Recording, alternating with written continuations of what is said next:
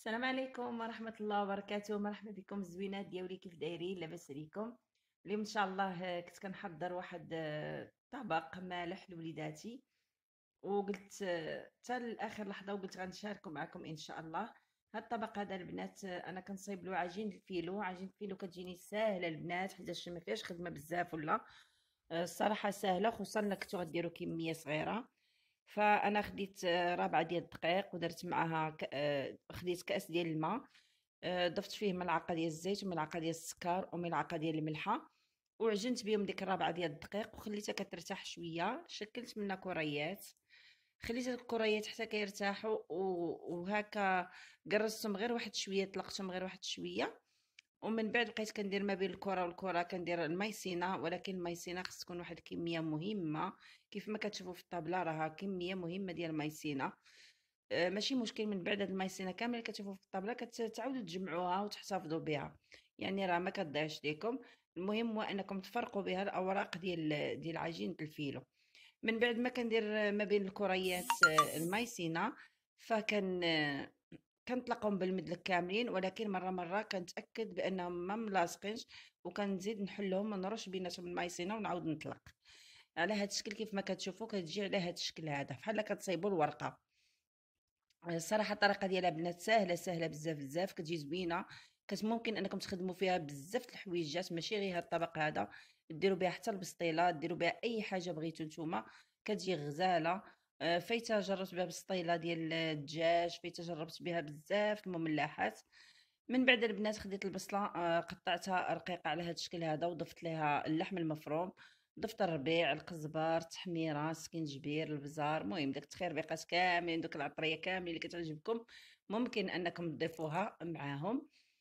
أم، صافي خليتهم كيتشحروا مزيان. ضروري ما تشحر لينا قبل ما نضيفوا اللحم المفروم كنشحروا البصله مزيان. صافي انا وجدت الكفته من بعد ما طابت، وجدتها، ووجدت كذلك شويه ديال الفرماج غابي او محكوك. فكناخذ هذوك الوريقات ديال الفيلو. ممكن البنات الا ما بغيتوش تصايبوا ورقه الفيلو في الدار فشريوها جاهزه، راها كتباع يعني وفي ساع، يعني باش ما تضيعش لكم الوقت بزاف. بالنسبه للناس اللي غادي يقولوا راها كتاخذ الوقت ولا شنو، انا بعدا كتجيني ساهله بحال باغا ندير عجينه البيتزا ولا اي عجينه اخرى. فمن بعد كناخذ وريقه ديال الفيلو هكا وكنعمرهم بشويه ديال الكفته على هذا الشكل هذا. كيف ما كتشوفوا كنبقى كنجمع، كنعمر فيها وكنجمعهم حتى كنشكلها على شكل مستطيل، مستطيل طويل. ومن بعد كنحطها في الصينيه. هانتوما تقطع لي البنات لا شارج ديال التليفون ومشات لي اللقطه، ولكن هانتوما خليتو تتشارجا وعاودت كنسجل معكم. هانتوما غتشوفوا الطريقه كيفاش كنعمر بالكفته،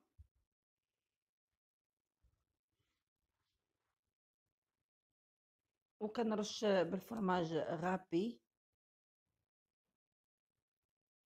صافي وكنبقى كنجمع فيها على هذا الشكل هذا، بحال كنجمعها غير عشوائيه ماشي غادا نقاد ولا. المهم نجمعها، نحاول انني بحال كنكرشها، كندير لها البليات وغادي نهزها ونحطها على هذا الشكل هذا في الطاوه اللي غادا تدخل الفران. الطاوه بطبيعه الحال راه مفرشه فيها ورق الزبده، وغنستمر على نفس العمليه. بالنسبة للبنات إلا بغيتو تشوفوا طريقة عمل ورقة الفيلو متقونة وبالطريقة ديالها وبالمقادير ديالها، فقولوها لي في التعليق، راه نخلي لكم الرابط ديال الفيديو ديالها في هذا في صندوق الوصف.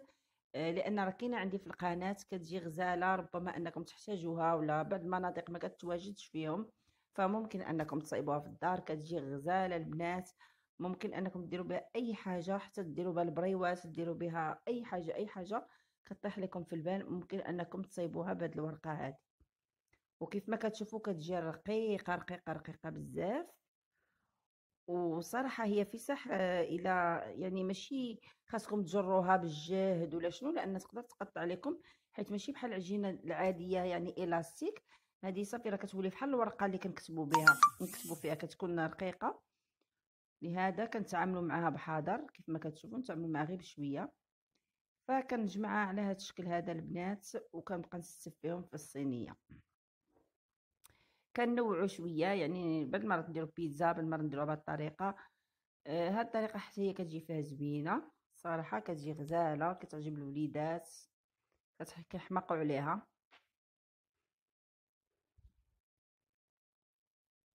من بعد البنات كناخذ 2 معالق ديال الزبده، وغنضيف لهم 2 بيضات، ونضيف لهم قليل من الحليب، شويه ديال الملحه وشويه ديال الابزار. هادو هما اللي غنسقي بهم الطاوه ديالي من بعد ما كملتها.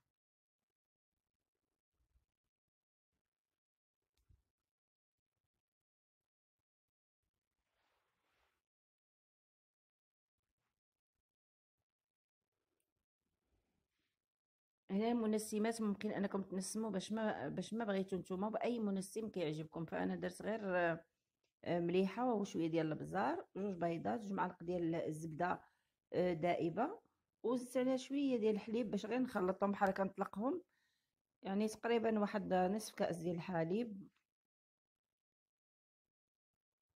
هنا انا راه ديجا ضفت شويه ديال الحليب من قبل، درت الحليب وعاود زدت غير واحد شويه باش نزيد نطلقها.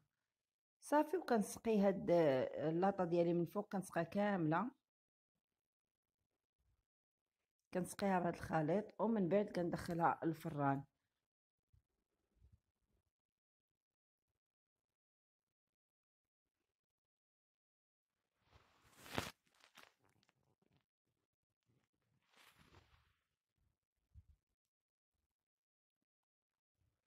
نحاول انني نسقي جنيبات وكل شيء، نسقيها كامله باش كل شيء بحال ديك الورقه ديال الفيلو كترطب لينا شويه، وملي كتدخل الفران كتاخذ داك اللون الذهبي اللي كتجي فنيون وكتجي مقرمشه زوينه.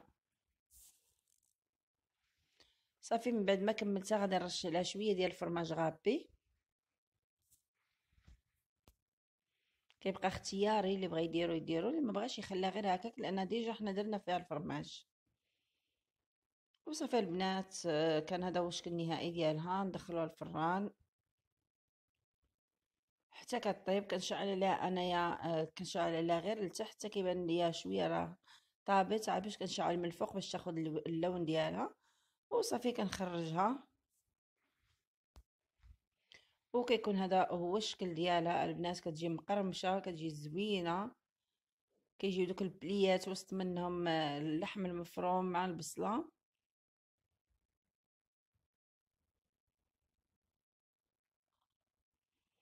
ونتمنى ان هذا الطبق يعجبكم البنات، ولا عجبكم ما تنساوش ديروا لايك، تخليوا التعليق ديالكم، والى اللقاء الى فيديو قادم ان شاء الله.